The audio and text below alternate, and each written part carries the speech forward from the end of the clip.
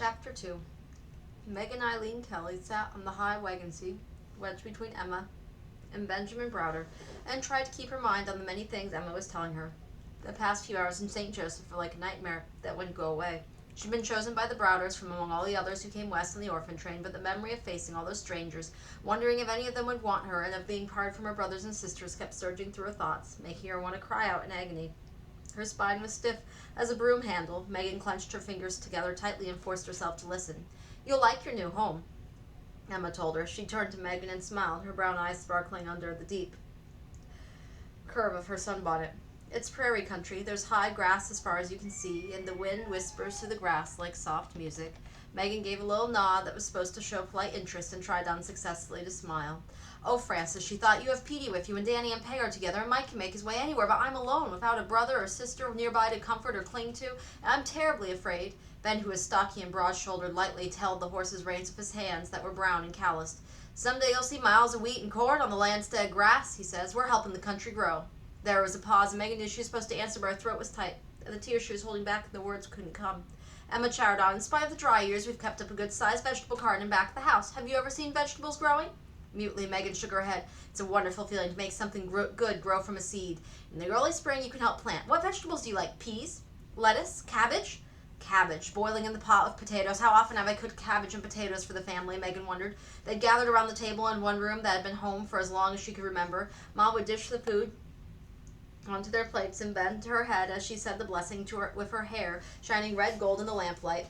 "Oh, Ma," Megan struggled to keep from crying out. "I miss you so much I can't bear it." Emma was waiting for her to speak, and Megan took a deep breath, concentrating on watching the wide, dark brown rumps of Jimbo and Jay, the horses pulling the wagons, and managed to murmur, "I know how to cook cabbages." She caught the pleased glance Emma and Ben exchanged. Ben was like a solid block of wood, and Emma was rounded like a soft pillow. To Megan, they seemed so healthy, vibrant, and with energy. I wonder if Ma and Da were like that when they left Ireland and planned their new life in the United States, Megan thought. Could Da have been just as strong and tanned as Ben? Could our family have stayed together? She shuddered as she remembered the gypsy's words. "Bad luck to you and yours all the days of your life."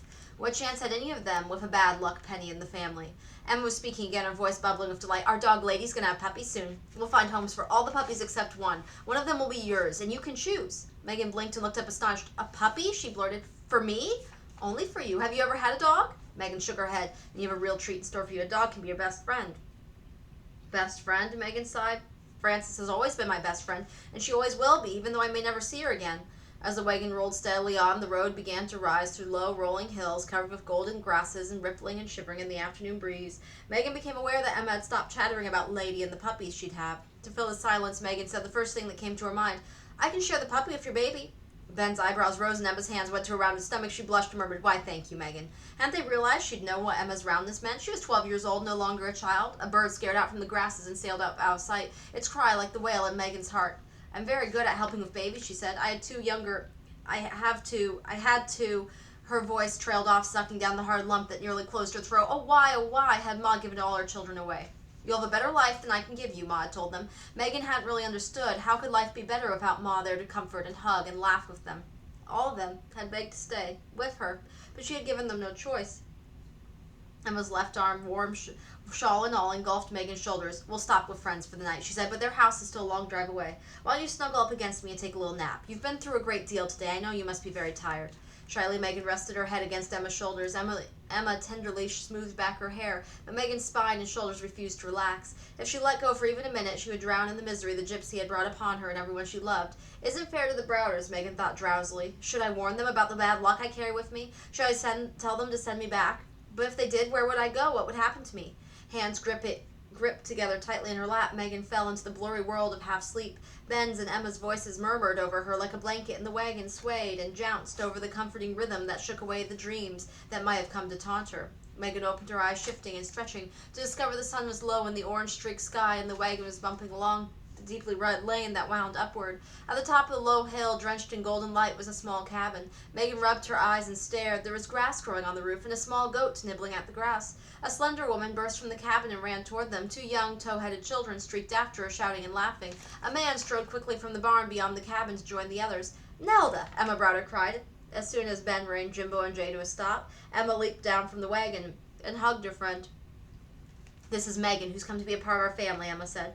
Megan took Emma's hand and carefully climbed over the wagon wheel to jump to the ground. The woman, who was dressed in faded brown cotton, her pale hair twisted in a knot on top of her head, was studying Megan, and the two children were openly staring. Megan could feel herself blushing, but Emma gave her a reassuring hug and said, Megan, this is my good friend Mrs. Parson, and her children are Teddy and Dorothea Parson.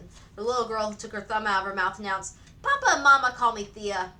Megan's heart gave a lurch as she remembered Peg at that age. Will Parson and Ben, deep in conversation, led the team to the barn. Megan could hear snatches of the conversation. The election, it's all anyone talks about. River traffic, you heard about the explosion of that side-wheeler, Lily Ann? Lost all cargo, and Mrs. Parson smiled broadly and reached for Megan's hand. Come into the house. The men will bring your things from the wagon.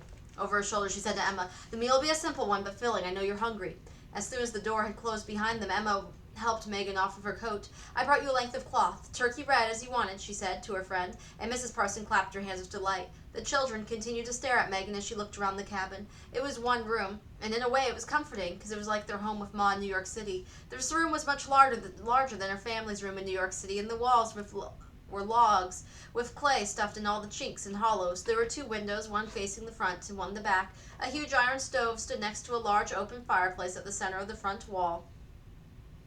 Cooking tools hung on the hooks near the stove. In a large wooden cupboard, a table and a number of wooden chairs were placed nearby. And at the opposite end of the room, there were two wide beds, bright with multicolored quilts, and something intricate in the frame hung on the wall. Megan walked over to see what it was. She recognized the alphabet and numbers embroidered in cross-stitch. There were words, too, but Megan couldn't read them. She heard Mrs. Parsons' voice from behind her.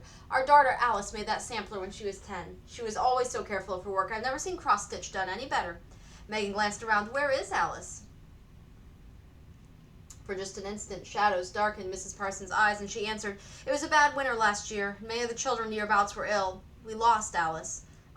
I'm sorry, Megan stammered. She hadn't meant to hurt Mrs. Parson. Too embarrassed to know what to say or do, Megan frantically bolted out the door and around the back of the house, taking refuge in the privy, where she leaned her head against the rough plank wall. She couldn't cry. She mustn't cry. All the sorrow had been locked away where it couldn't hurt. As soon as she had composed herself, she came out of the privy, and at the side of the house was a bench with a basin of cold water. Megan splashed water on her face and dried it with a coarse towel made from rough cotton and sacking that hung on the nail over the bench. Ben, coming from the barn with Will Parson, gave her a friendly wave. Megan waved back and hurried toward the door to the house, leaving the men to splash and sputter noisily as they washed in the chilled water.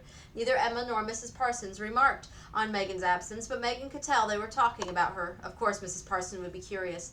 The table was set, and after everyone had gathered and a blessing was said, the two women carried heaping plates to the table. Megan recognized the sausages, but they were unfamiliar, dark green, soft, leafy vegetables, and a platter of something that Emma told her were fried patties made from cornmeal mush, served with cane syrup poured over them. Each of the children were given a tin cup filled with water. Megan gulped hers down greedily, and the cup was immediately refilled. After supper, a full stomach and a fire crackling in the fireplace, and easy chatter for both families comforted Megan. In spite of the nap that she'd had in the wagon and the strange surroundings, Megan found it difficult to keep her eyes open. Teddy yawned widely and noisily. Megan was grateful when his mother said, My goodness sakes, time to tuck these children into bed. Pallets were laid on the floor for the three of them. The adults would have the two beds. Megan snuggled under the quilt, tugging it around her ears, shutting out all the murmuring of voices and the occasional snap of breaking wood in the embers of the fire. Her eyelids were too heavy to keep open, so for the first time since the day before on the train, Megan allowed herself to relax. She fell asleep immediately. In her dreams, she found herself at home in New York City. With the familiar, well-worn door to the room ahead of her, she reached to grasp the knob. Don't open it, she heard Frances say. I have to open it, Megan answered. Trembling with dread, she turned the knob and opened the door, and standing before her was the gnarled old gypsy woman. Megan was unable to move as the woman came closer. A finger pointed at Megan's face. Bad Betty! Bad Betty! The gypsy cackled. Megan's feet were firmly fixed on the floor. She tried to cover her ears, but her arms wouldn't budge. She couldn't even turn her head. Her eyes fixed on the old woman, Megan watched her hobble into the room. The long, bony fingers set off whirlwinds everywhere it pointed. And one by one, Megan saw her brothers and sisters disappear. Ma rushed towards the gypsy, but the whirlwind captured Ma too, and there was no one left in the room but an old woman and Megan. Bad Betty, the gypsy repeated. Look what's happened to your family. Now Megan found herself able to move. She grabbed the gypsy, screaming over and over, Give them back! Frances, Ma, where are you? Strong arms enfolded her, and she fought against them, sobbing, Help me, Ma! Come back, help me! Megan, it's all right. You had a bad dream, dear. It's all right. Megan knew the voice. She'd heard it before. It was a kind, soothing voice, Emma's voice. She opened her eyes. Someone had lit a lamp, and the light shone on Emma's long hair, which was down around her shoulders. Dear little Megan, Emma said. Hush, hush, we're here. The gypsy, Megan shouted. The gypsy came back and took my mother. It was only a dream. Your mother's safe and sound. She has a mother living? Megan heard the bewilderment in Mrs. Parsons' voice. It wasn't Ma's fault. Megan had a tear rolled to the end of her nose. Ma wanted to give us a better life than she could give us, so she gave us away. A flood of tears crashed to the barrier Megan had built and spilled down her cheeks. As though she were a baby, Megan clung to Emma and wept against her shoulder until finally all the tears were gone. She raised her head to see tears glistening on Emma's cheeks too. Oh, Megan, Emma said, we will try to make life better for you. Megan struggled to pull away from Emma and shook her head. No, I'm bad luck. Something bad will happen if I stay with you. You must send me back. Ben's face appeared above Megan with one of his hands rested on Emma's shoulders. You've had a bad dream and it's frightened you, he said. That's all. But the gypsy, Megan began. We chose you because we wanted you, he said, and we're not going to send you back. Emma gave Megan another hug and helped her lie down on the pallet, tucking the quilt around her snugly. Forget the gypsy in your dream, she said. She'll never bother you again. The lamp wick was snuffed out, and the house was silent. Megan lay on her back, staring at the darkness. Ma hadn't believed in the gypsy's curse either, but look what happened. Doggone, the family scattered. It hadn't been Ma's fault. It hadn't been Mike's. The bad luck had come from the gypsy through Megan. What if bad luck came to Emma or Ben now? Megan's bout of weeping left her too exhausted to struggle with her worries any longer. As calm as in the cool night air after the storm had passed, Megan slid into a dreamless, restful sleep.